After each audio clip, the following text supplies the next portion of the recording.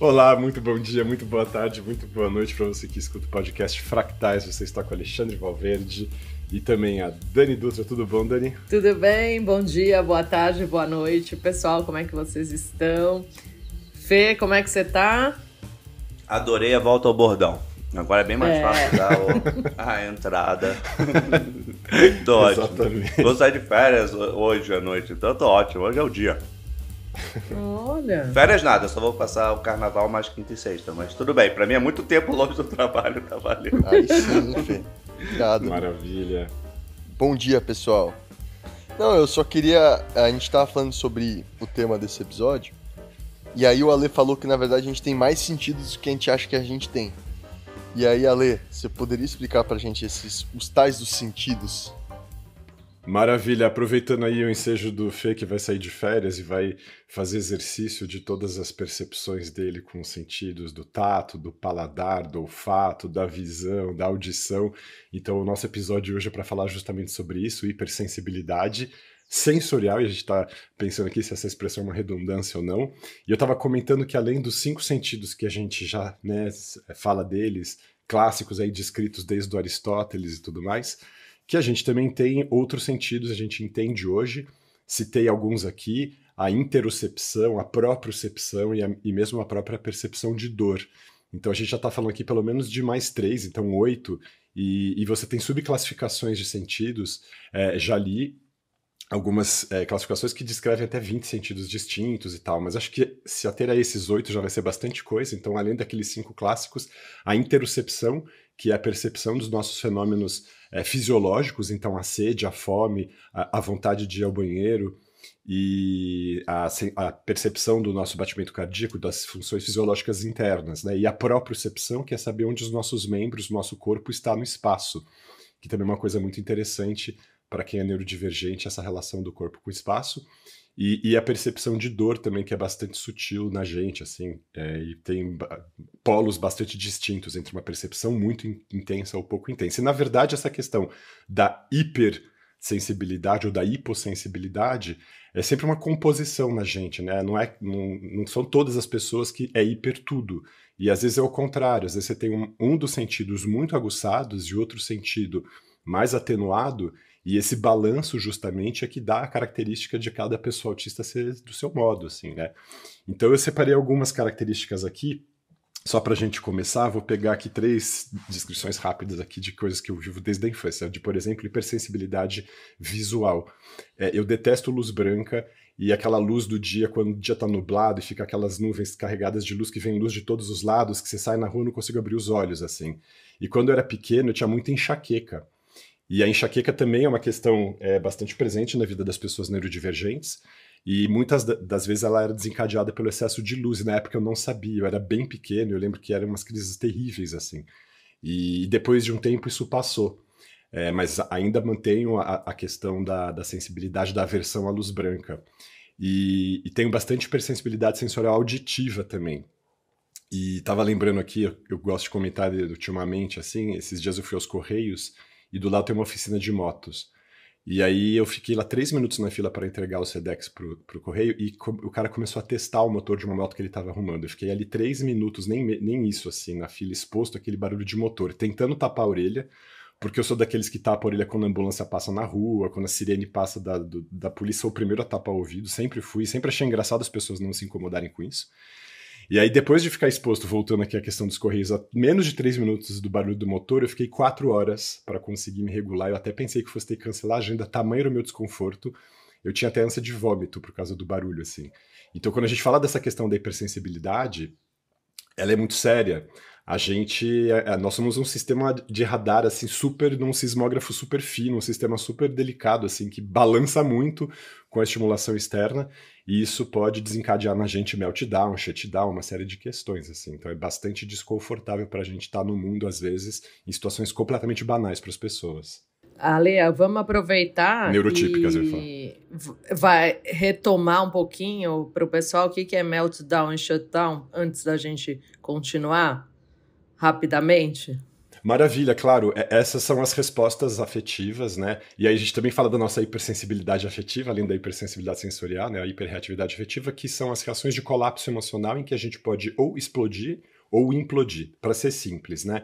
Então, quando a gente está suscetível, exposto a estresse sensorial, afetivo, social, excesso de demanda intelectual, excesso de interação, isso pode levar a gente a um nível de desgaste que faz com que justamente as nossas hipersensibilidades também aumentem. Então, se a gente já tinha aversão à luz, ela fica muito maior, sensibilidade ao som, ele fica muito maior, e isso pode desencadear uma reação em que a gente não vai ter controle sobre esses sentidos, e muitas vezes sobre o que a gente está falando e sentindo, e isso pode levar a um quadro de um comportamento para fora, vamos falar assim, um meltdown, uma explosão, uma inquietação, uma agitação, ou para dentro, uma implosão, um shutdown em que a gente se apaga, se recolhe, não consegue mais falar, não consegue mais interagir. Então essas duas possibilidades estão colocadas aí. Só para colocar que tem um episódio específico sobre isso para você assistir. E você pode acompanhar. Exatamente. Inclusive é com a Elisa, que também é psiquiatra, é bem legal de se ouvir. Só pra botar umas coisas, deixa eu entrar aí, só porque ele falou algumas coisas que, só pra não perder a linha, eu tô indo viajar, tipo, pra Disney, tá? Então, tipo, vai ser uma coisa de luz, entendeu? Mas uma coisa que o Ale falou, eu acho que é interessante, e aí eu fiquei pensando aqui sobre as coisas de sensibilidade que eu tinha e perdi, e outras que eu não tinha e ganhei com o tempo. Então, eu acho que tem essa questão de mudança. E eu vejo muito em relação às minhas filhas. A minha filha de 2 anos, tipo, tudo é muito uau pra ela. Então, ela vê luz, a luz tem um efeito, tipo, meio mágico nela, de novidade, assim, coisa que já não tem mais pra mim. Então, tem uma sensibilidade a luzes, sons, e tipo, toca uma música, bate no corpo dela diferente do que já bate no meu, já bate na minha, hoje já bate até na minha filha mais velha. Então, eu acho que tem certas coisas dessa sensibilidade que você vai perdendo com o tempo, acho que em todo mundo. Comigo, uma coisa que eu achei que era o normal, mas agora analisando, tipo, a minha TV, pra mim, ela tem muito reflexo da janela, e eu não consigo ver. E eu reclamei muito com a arquiteta sobre isso, que acho que você assiste filme da Marvel, os filmes são muito escuros hoje em dia, parece que os filmes são cada vez mais escuros. É verdade. Eu tenho muita dificuldade de ver esses filmes. E aí esse reflexo, ou sei lá, essa percepção de reflexo que eu vejo, que tipo, não tá muito claro, é muito ruim. E aí eu fui falar com ela, eu falei, acho que você tem que tomar mais cuidado com isso e tudo. Ela falou, Felipe, nunca ninguém reclamou disso. Eu vi milhões de casas. E ela falou, agora eu tô querendo pedir desculpa pra ela, que talvez seja uma coisa muito pessoal minha, e não uma coisa generalista, mas eu tinha muita dificuldade de ver. E eu não tinha tanto problema com a luz, mas ultimamente lá, os últimos muitos anos, eu prefiro ficar assistindo TV no escuro, mais escuro. E a minha esposa não, ela prefere luz, que ela gosta de fazer outras coisas ao mesmo tempo. Ela acha tudo muito escuro quando eu peço, e eu prefiro muito escuro. Então tem essa questão dessa sensibilidade em relação a isso. Depois eu falo das minhas não sensibilidades também, mas essas são que chamam atenção nessa introdução que o Ale falou. Acho que uma coisa interessante que me passa muito não é a questão do sentido em si. Eu sinto que o tempo inteiro eu tô muito aberto a tudo que tá vindo, todos os barulhos, sons, coisas da visão e por aí vai. Mas pra mim a grande questão, e talvez aí passe pelo TDAH, é justamente a parada de isso sempre me levar pra outro lugar. Então é meio que eu vou captando todos esses estímulos e é inevitável que eu vou captar eles, sabe? Literalmente tudo. E essas coisas vão começar a me conectar com coisas que não tem nada a ver com o presente. E aí, quando eu começo a perceber, o presente começa a se tornar insuportável. Porque eu tô pensando em tanta coisa naquele momento por causa das coisas que estão acontecendo que eu me perco de mim mesmo, digamos assim. Eu fico,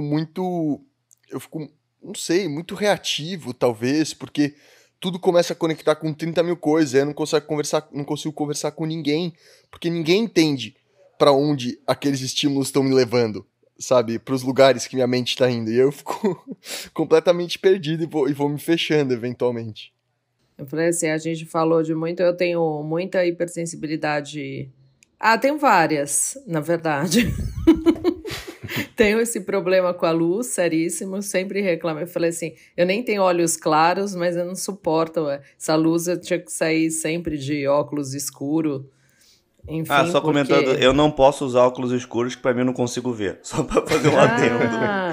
Eu não uso. E quando eu era jovem eu me achava mó bonitão. Não devia ser verdade, mas era a minha percepção. Só que eu não conseguia ver nada, então eu não uso. Não, eu não posso sair sem óculos. Aí, enfim, tem a olfativa, que é chata pra caramba, Dani, também, porque acho que deve ajudar no meio da mata, beleza, mas aqui quando éramos caçadores-coletores, mas... Exatamente. Todos os cheiros, você começa, nossa, mas que cheiro, mas tá um cheirinho aqui de alguma coisa, e é sempre um cheiro meio ruim que você identifica, né? De batata não é assim, podre, nossa, de dá um cheiro azeda, de lavanda, né? Aqui em casa. Específico. Aí as pessoas falam assim, eu não tô sentindo nada. E tem a tátil também, que a gente vê principalmente nas roupas, né? Tecido, eu sou muito chata para usar tecido sintético, não consigo, eu tenho preferência realmente a usar os tecidos naturais que me incomodam menos. E tenho aflição assim, é tipo igual pensar, me dá arrepio, por exemplo, pensar na casca do pêssego é uma coisa que me dá arrepio. Aí me dá arrepio, meia calça me dá arrepio. Nossa. Então, assim, tem essas coisas que as pessoas não entendem, e esse eu vou falar, no meu diagnóstico, foi o que eu mais senti um grande alívio. Né? Porque assim, senão eu só era uma chata, muito fresca, muito isso, muito aquilo. Aí eu falei, não, eu só sou autista. Eu tenho isso com o exoesqueleto, Dani, essa coisa da textura. Eu não consigo olhar para os insetos, porque eu olho e fico imaginando que eles têm um exoesqueleto, e que aquilo é o esqueleto deles, que são tipo as articulações se mexendo assim, que aí dá um arrepio também. Putz, eu adoro. Caraca, eu tô 100% contrário a todos os feelings aqui. Não, mas eu com o tato, assim, pisar na areia, às vezes é extremamente agradável. Se a areia for muito fina e seca, meio desesperador, me dá uma coisa de uma coceira na raiz dos dentes, assim. O barulho de você abrir o congelador, aqueles congeladores que tinham gelo antes, que raspa um gelo no outro, assim, você ouve aquela frequência finíssima, dá uma coisa no osso da coluna, nos ossos da coluna, assim. O tato também é o clássico, né? Etiqueta de roupa que a gente tem que cortar, é impossível ficar aguentando aquela etiquetinha. Eu também, quando pego em poliéster, me dá um arrepio na hora. Eu sei que a roupa é sintética só de encostar nela, assim. E em falando do tato, quando você estava comentando, Id, eu também tenho essa questão das pessoas me encostarem, e não é exatamente só por causa do tato no sentido do excesso de estimulação, mas é por causa da reminiscência que aquilo me leva, assim. Então, se a pessoa encosta alguma coisa no meu braço, eu vou lembrar do momento em que uma outra pessoa encostou no meu braço do mesmo jeito, aí fica aquela intervenção ali, eu começo... É uma coisa muito estranha mesmo, porque a gente é reportado a um outro lugar que você fala, cara, não, eu quero só estar aqui. E imagina isso sobreposto a outros sentidos que vão se acumulando, né? E então a gente tá o tempo... né, exatamente, é tudo muito rápido. Eu ouço a voz de uma pessoa... E eu penso, nossa, essa voz me lembra a voz de tal pessoa. Esses dias, por exemplo, eu tava indo na dermatologista, ver um trem, e aí eu fui pedir informação na loja de vidro, onde é que era dermatologista. E aí o cara falou, velho, e a voz dele era igual a de um sambista, mas igual a de um sambista. Aí você vê como talvez essas diferenças sutis entre o neurodivergente e o neurotípico. Talvez pessoas neurotípicas até percebam essas coisas também. Porém, acho que onde eu vejo uma neurodivergência disso é que aquele estímulo foi de tal tamanho que eu não consegui não falar nada. Eu precisei falar. Cara, sua voz é igualzinho a do Capitão Guimarães, ex-presidente da Beija-Flor de Linópolis. E aí ficou aquele silêncio na vidraçaria, tipo, o que tá acontecendo, né? Aí o cara, eu nem vi a cara dele, ele só começou a falar do fundo, assim, eu tenho voz de sambista mesmo. Nota! E deu a nota, assim. Enfim. Eu fico feliz porque... Lembrando, o Capitão Guimarães é um dos bicheiros mais famosos que apareceu naquela reportagem Exato. do Globo. Então, além disso, as informações do... mas eu tô com ele na cabeça. Informações aleatórias. Era por conta da série Vale o Escrito lá. Mas enfim. Da série do Vale o que está escrito, ele aparece muito como um bicheiro bem importante.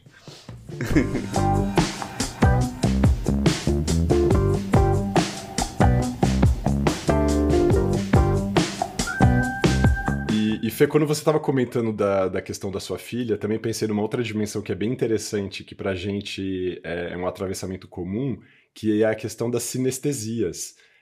Sinestesia escrito com a letra S, tá? Porque tem sinestesia com C, que também é um outro conceito da questão da senspercepção, mas que tem a ver com a sensação de coisa se movimentando no corpo. Mas a sinestesia com S é a sensação concomitante, né, o estímulo concomitante de sentidos diferentes a partir de um estímulo que vem de uma percepção de um sistema sensorial próprio. Assim. Então, sei lá, você ouviu um som e você pode sentir um gosto, ver uma forma geométrica nos olhos ali, alguma percepção, alguma clareza, um fractal, alguma luz, alguma coisa assim, ou sentir alguma coisa no corpo. E quando você estava falando da sua filha, me fez pensar nisso, assim. Às vezes, som mesmo, quando eu vou ouvir algum show, alguma coisa, para mim ele reverbera no corpo, não só no sentido da onda, mas vai me gerando algumas coisas, tipo uns arrepios, umas questões nos braços, nas pernas, que eu sempre achei que fazia parte de ouvir música, assim, era uma coisa que eu naturalizava, e hoje eu tenho entendido como uma sinestesia também, no sentido auditivo e tátil. As mais comuns que eu tenho são sinestesias auditivo-visuais.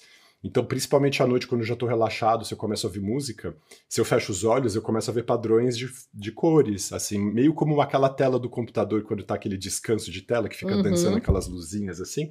E se eu fico concentrado, eu posso ficar um tempão ali, isso inclusive Isso é me anos ajuda 90, a dormir, Ale, assim. isso Perdão? acabou essa Anos parte. 90, 2000. Olha, mas eu tenho muito isso, hein? De começar a ouvir música e começar a ver padrões na minha cabeça se formarem, assim, padrões aleatórios. E, tipo, sabe aqueles desenhos meio do loop, assim? Que, tipo, a cabeça da pessoa expande, aí vira um fractal, que aí vira, tipo, uma molécula, aí depois vira uma planta e vai indo, tipo, infinitamente na toca do coelho. Eu não sei se também é porque eu tô muito chapado, às vezes, quando tô ouvindo música. Mas... Também ajuda, viu? Facilita a sinestesia, Zidi. Eu sempre fui... Maravilhoso. Mas eu falo isso porque até pra trazer um outro ponto. Porque eu sempre fui um grande defensor que, tipo, drogas que alteram a mente, elas não trazem algo novo. Elas só aprofundam algo que já existe na gente. Então, tipo... E eu sei disso porque muitas vezes quando eu tava muito chapado, eu tava com outras pessoas muito chapadas do meu lado. E elas não estavam, tipo, nem metade da fritação que eu tava, entendeu? Tipo, nem 10%, assim. A pessoa tava muito mais vendo aquela coisa ou fazendo aquela coisa. E minha cabeça tava, tipo, no além, cara. E isso vale também quando eu não tô chapado, tá? Inclusive. Como agora. Sim. Obrigada, hein, Mas, Id? voltando ao termo que você usou, eu acho que tinha essa coisa de, tipo, acho que tinha aquelas competições de memória que as pessoas conseguiam linkar números a objetos no técnica do castelo, ou pessoas que viam cores, as coisas. Tipo assim, eu não tenho, tipo, quando eu leio sobre essas coisas eu acho incrível, mas eu não tenho nada disso. Eu sempre tinha visto nessa versão. Aí quando você falou na versão de tocar no corpo, eu acho, tipo, super interessante como certas músicas e batidas tocam tão diferentes de pessoa para pessoa, assim, como, tipo assim, música eletrônica, por exemplo, para mim é tipo dor de cabeça automática, não me faz bem música eletrônica. E aí outros tipos de batida, tipo, gera link nostálgico, ou qualquer coisa que tenha que, tipo, me afeta constantemente rápido. E aí eu vejo engraçado que às vezes eu vou mostrar uma música que eu gosto muito, tipo, para minhas filhas quando eu era pequena, e eu ficava testando qual é a música que fazia efeito automático em sorriso ou movimento, tudo assim. E era engraçado, tinha algumas assim que, tipo assim, eu falava claramente isso ia ter sucesso essa música, porque era meio automático, começava a tocar, e aí já tinha um movimento. Uma que aconteceu agora, e não é uma música infantil, mas tocou no meu mix de axé, foi tipo El Tchan. Tipo assim, cara, não é uma música que eu gostaria que minhas filhas tocassem, mas era inacreditável como aquela batida teve efeito automático de vontade de dançar nas minhas duas filhas, sabe? E não é nenhuma música que eu gosto e tudo, mas alguma coisa naquela batida foi meio, tipo, meio automático, assim. Eu falei, cara, tipo assim, é muito incrível. E outra coisa que, tipo, eu não tenho, o Id deve ter, quando eu vejo documentários sobre músicas e tudo mais, as várias camadas de música. E eu não consigo... Só se eu prestar muita atenção, que eu vejo, tipo, os mini barulhos em várias camadas da música, só que, tipo assim, isso eu só comecei a perceber depois que eu li. Nossa, cara, eu tenho muito isso. Antes de saber que existia, Nossa, eu não demais. sentia. Eu tô ouvindo tudo. E eu vejo montando, falei, cara, agora eu olho e falo, caramba, incrível. Eu fico imaginando, cara, pra quem consegue perceber isso com naturalidade, tipo, cara, essa música deve ter outro planeta de música versus o meu, que não tem tanta sensibilidade. É meio torturante, na real, ô Fê. Não é tão legal assim. Não é tão legal. Porque muitas vezes você tá percebendo isso, e eu percebo isso o tempo inteiro. Eu literalmente tô vendo um filme, qualquer coisa. A trilha sonora na minha cabeça é algo nítido, a maneira como ela tá começando, entrando, terminando, as intenções que ela tá dando e por aí vai. E aí é algo que eu quero poder falar com as pessoas ao meu redor. E não tem ninguém pra falar. Então não é legal, porque eu falo tipo assim, você tá vendo que ele usou uma terça menor aqui e ele quer dar a tristeza? E que ele tá fazendo um intervalo de meio tom aqui, ó, a situação, vai culminar. Ó, provavelmente o clímax vai vir em alguns segundos, ó, culminando, pá. E aí, tipo, você não tem com quem falar disso. Porque a pessoa já fala, cara, para de encher o saco, entendeu? Eu tô vendo a cena. Então, puxar um tema sobre falar sobre isso. Vocês param de assistir algum seriado, alguma coisa, quando muda a voz do dublador ou da pessoa? Tipo assim, nossa, pra mim eu não consigo mais assistir. Não, total. Cara, ou quando não combina, Simpsons, né? Que mudou a voz do Homer. Eu falei, cara, não consigo mais assistir esse programa. Ou o Pedro Bial, que era o dublador da Irmã Feia no Shrek 2, e aí no Shrek 3 ele não é mais. Triste. Aí vocês veem como essas coisas vão interagindo com as nossas rigidezes cognitivas, com as nossas vontades de padrões, com a nossa tendência a querer as coisas iguais e previsibilidade, e aí as coisas vão se relacionando, né? Queria trazer para cá essa questão dos outros sentidos que a gente fala menos, então a gente também pensa menos neles, que é justamente essa questão da interocepção e da propriocepção, que até a gente começando aqui o episódio falei para vocês, nossa, opa, então estamos aprendendo coisa nova aqui. E isso é uma questão que tem a ver com o nosso cotidiano de uma maneira muito assim, clara, assim, é tão impregnado que depois quando a gente fala, nossa, como é que eu não prestava atenção nisso antes? Imagino que vocês também tenham isso.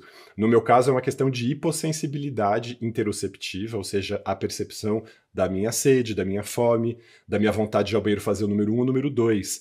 Então é muito comum você estar comigo assim, eu falar, putz, preciso ir para um banheiro agora. Se eu tô na rua, assim. E é uma coisa que eu tenho assim, tipo, menos de 1 minuto pra ir, eu estou sentindo nada e de repente vem a urgência total, assim. Não é uma coisa que tem uma gradação e que eu vou pensando, deixa eu ir me encaminhando pra algum lugar aqui porque daqui a pouco eu vou querer ir ao banheiro. É urgência, assim. E no sentido até de já passar constrangimento de me sujar, às vezes, por conta disso. E isso é uma coisa que eu tenho desde a infância, não é uma coisa que você aprenda, não tem muito como controlar, assim. Então o que eu faço é ritualizar essas coisas, assim, tipo, sempre depois do almoço, ou sempre depois do café, ir ao banheiro para garantir que eu não vou passar nenhum constrangimento na rua, tal. Porque eu começo a suar frio, a passar mal, assim, e não tenho controle sobre. E a questão da sede e da fome também, assim, quando eu entro em hiperfoco, eu posso passar 5, 6 horas sem tomar água, sem comer, nem lembrar disso, assim. E às vezes eu fico irritado, cansado, mal-humorado, não sei porquê, e é só sede ou fome que não estavam traduzidos na minha cabeça. Teve um outro sentido que você falou? A gente não usa mais esses termos no sentido freudiano, assim.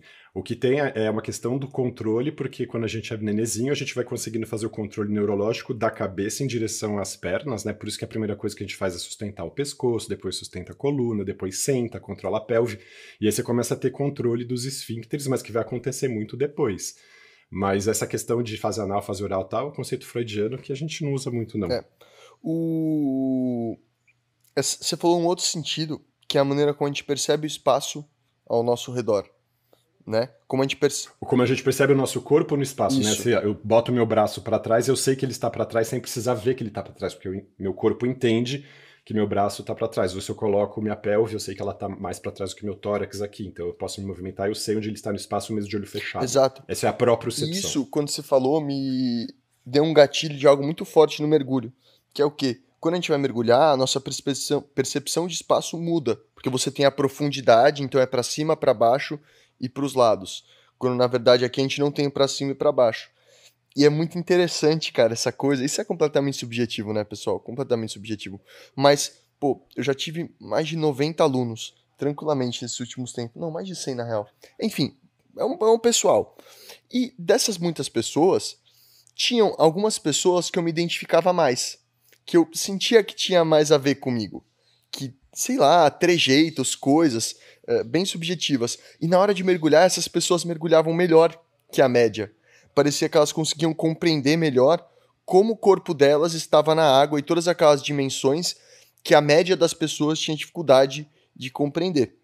E eu sei que isso não é nenhum conceito de diagnóstico nem nada, mas meu ponto é, se eu sou autista e eu vejo coisas que eu me identifico em outras pessoas, pequenos sinais, tipo, é interessante ver esses dois dados se cruzando, assim, sabe? Porque realmente essas pessoas que eu tô falando são pessoas bem pontuais. Eu não tô falando eu lembro de cada uma delas, sabe? Eram pessoas bem específicas dentro dessa cena. Tô falando, tipo, de 5 pessoas. E é muito interessante... Mas você não cantou a bola pra elas? Não. E você poderia ter pensado assim, será que você não é hipersensível? A questão da hipersensibilidade na consulta, pra mim, é uma dos fiozinhos que eu começo a puxar pra ver se a pessoa é neurodivergente. Se ela se queixa, assim, de qualquer coisa do tipo, eu não gosto que a minha mão fique melada, eu preciso lavar minha mão toda hora. As pessoas pensam automaticamente que isso é toque. E, na verdade, isso é uma questão de hipersensibilidade sensorial, porque a gente tem a aflição de sentir a mão gosmenta, melecada, e você lava uma vez e se satisfaz, mas tem que lavar a mão várias vezes no dia, porque várias vezes ela vai estar suja. Então, quando a pessoa se queixa disso, eu falo, mas é só isso mesmo, tem algumas outras questões e vai indo. Eu acho interessante porque isso é um gancho. Eu meio que ia para um lado mais emocional, talvez, porque eu sentava e ficava conversando com aquela pessoa, tipo, nossa, é muito bom, né, essa sensação de se ver num outro meio e perceber seu corpo de outro jeito e poder se ver a parte de tudo, e era muito interessante. Eu ficava mais nesse lugar do emocional da identificação, sabe, do que qualquer outra coisa, porque é isso. Ao mesmo tempo, eu não tenho muito com quem falar sobre isso. Então, quando você encontra alguém que, tipo, tá demonstrando sinais dessas coisas, eu começo a falar na hora. E é muito interessante ver como as pessoas se identificam. E aí eu começo a reparar nessas pessoas no barco. E eu começo a ver como elas são... Isso que você falou de lavar a mão, cara. Assim, que você falou agora, na hora me veio 3 dessas 5 pessoas... Tipo, quanto elas eram nóia de, tipo, o tempo inteiro ter que lavar a mão, assim, sabe? De encostar em qualquer coisa. E, enfim. Olha a artistofobia, como elas eram nóia de ter que lavar a mão. Exatamente, cara. Mas isso é uma característica... Mas o mais engraçado é que eu tô imaginando no mergulho, a pessoa tá na água, né? Tipo, ela já tá lavando a mão, sei lá. Entendeu?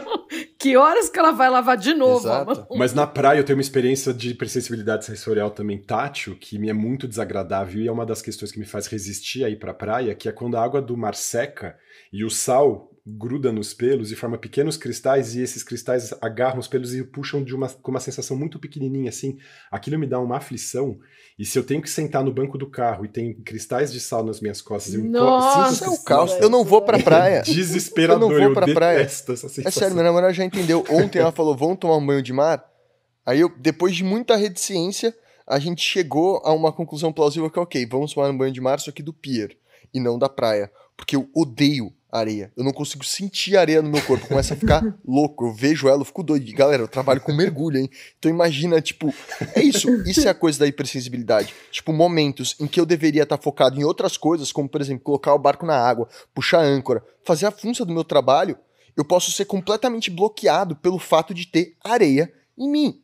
Eu não consigo progredir porque tem areia no meu corpo. E aquilo é tão torturante que me bloqueia de fazer todas as outras coisas que as pessoas neurotípicas ao meu redor estão fazendo e estão lidando. E é muito difícil se comunicar e não ser o fresco, né? Ainda mais quando você tá no meio de homens, tipo, machões, né? Do mergulho, que puxa a âncora de 70 quilos, que amarra o barco e não sei o que. Larga a mão de frescura, moleque. Você tá trabalhando aqui, mano. Você vai ficar aí de areinha? Areinha, não sei o que. E não tem muito espaço pra essas coisas, entendeu? É complicado. Eu aprendo a lidar, assim. Eu acho que eu ia causar todas as sensações em vocês, porque eu não importo nada com, tipo, tá sujo de areia, ou tá sujo, ou não lavar a mão e tudo mais. Eu acho que eu seria o gatilho de reação nos 3, enquanto não ia afetar nada em mim mesmo. Fê, ainda bem que você não tem, porque horrível. Isso daí é limitante, né? Desordena todo o rolê, né? Não, mas o fato de eu não ter, é que a minha mulher fala que, tipo assim, eu sou anti-virgem nesse quesito de não ter, tipo, nenhuma sensação, tipo, bagunça não me afetar, tipo, sujeira me afetar pouco e tudo mais, assim, que eu podia viver no chiqueiro que não ia me importar. Afeta muito o quanto eu afeto as outras pessoas. Mas eu compartilho disso, Fê. Assim. Minha namorada fala a mesma coisa. E é isso que é difícil da galera entender. Inclusive, eu já passei por questionamentos desse tipo. Nossa, mas você é fresco desse jeito com a areia, mas você vive num lugar que é um chiqueiro. E não sei o que tá tudo bagunçado e tal. Fala que são coisas diferentes. Uma coisa é a areia no meu corpo, outra coisa é a bagunça da casa. A casa é minha casa, tipo... É diferente. Você sabe onde estão as sei coisas, lá, não né? sei explicar, só é diferente, cara. Só bate diferente, entendeu? E não é uma frescura, não. O bagulho é real, eu tenho certeza. Eu não, tenho frescura 360, gente. Eu não sou assim, tipo, lá fora de casa, tudo não, insuportável. Dentro de casa, tudo bem. Não, dentro de casa, não tudo bem também.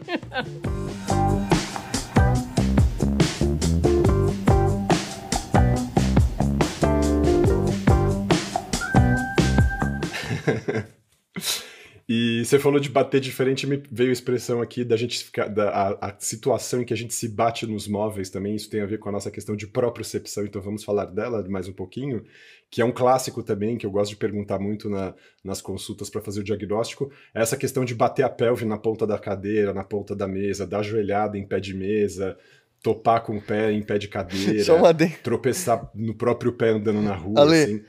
Eu posso só fazer um adendo? Pessoal, eu tô indo embora e isso é um exemplo de uma das hipersensibilidades que a gente falou, que é a vontade de ir ao banheiro. E tipo, quando ela vem, moleque, é um negócio arrebatador. Então, ó, adeus.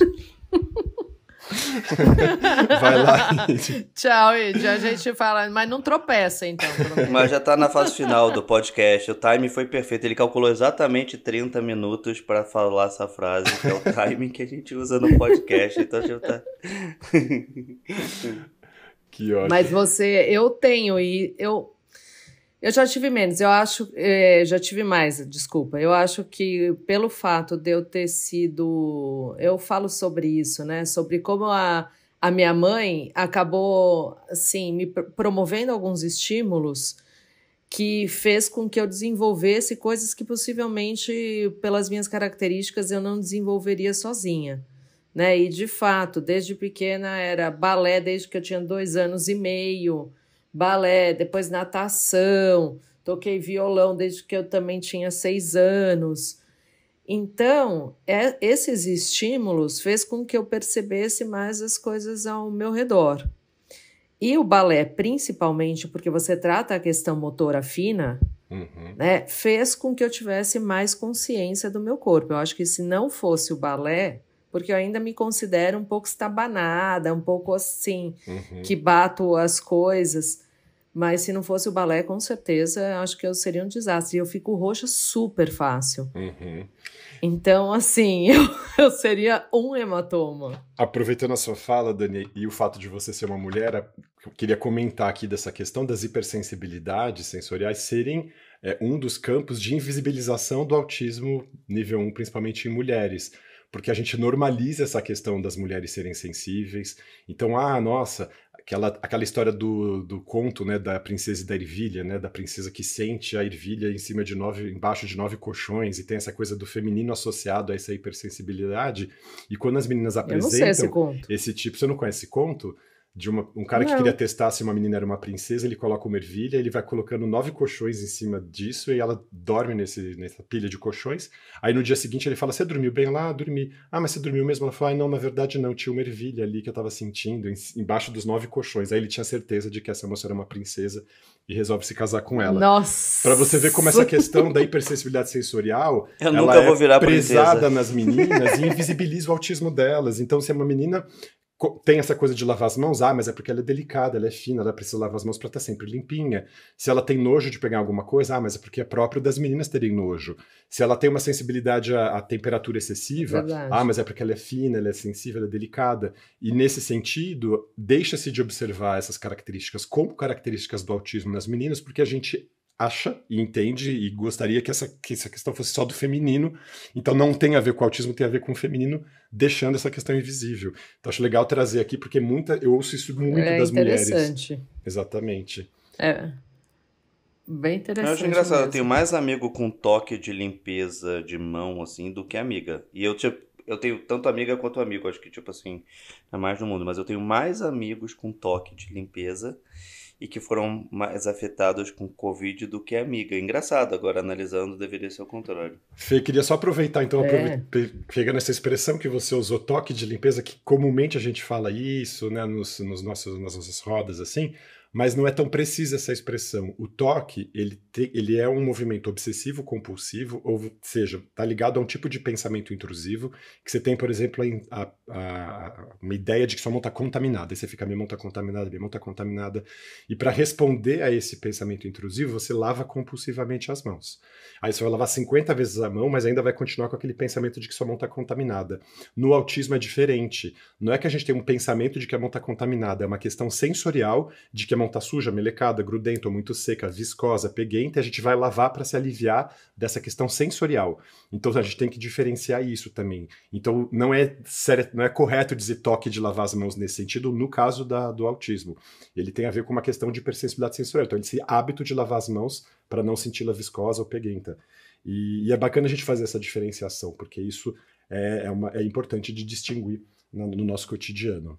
Não, eu falei só pra te dar deixa. Não, opa, maravilha. Não, tô brincando. A gente fazer aqui a psicoeducação. Não, mas eu acho que, tipo assim, eu acho que é um episódio que tem muita coisa, porque acho que a gente... são muitos tipos de sensações diferentes, a gente acabou... E aí, só terminando, porque eu acho que quando eu voltar da Disney... Eu acho muito engraçado quando eu vejo aqueles negócios dos desfiles de luz e tudo mais. Aquilo tem um efeito em criança, um negócio inacreditável, que talvez tenha em adulto tudo, mas é tipo... Eu não sei o quanto é tão pensado, eu acredito que seja, mas o giro de luz, o coisa assim, tem uns efeitos muito grandes nessa sensibilidade. Eu acho isso incrível, como essas coisas que parecem não correlatas têm tantos efeitos na alegria, na felicidade. Por exemplo, eu não gosto de fogos, sabe? Tipo assim, eu acho fogos um programa... Tipo, eu olho e falo, legal, tipo, 10 segundos, não aguento mais ver fogos, né? Tipo, Copacabana, que é, sei lá, quantos minutos de fogos, pra mim fala que assim, né? E as pessoas falam que é a melhor experiência que elas tiveram olhando aquilo. Então, acho muito engraçado, nós humanos, o quanto a mesma ação tem reações e sensações totalmente diferentes, em pessoas até parecidas, não parecidas, culturalmente iguais ou culturalmente diferentes. Eu acho super interessante essa parte da sensibilidade. E você falou dos fogos de artifício, e tem a lei de proteção justamente que é recente, né, da interdição do uso de fogos de artifício com barulhos, porque pra gente também é fatal aquilo, né, a quantidade de estímulo negativo que aquilo gera, e que ainda não é respeitada no país, né. Eu queria aproveitar para fazer minha queixa aqui.